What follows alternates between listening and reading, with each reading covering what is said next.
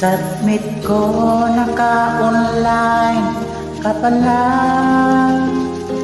Gising ka ba o natutulog na?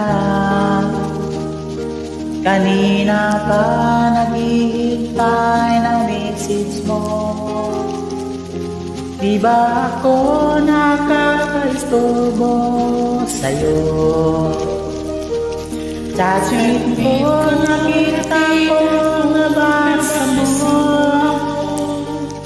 Sino nakalagay sa baba ng message ko? Mag-selfie ka naman o kahit sticker lang. Miss na miss ko na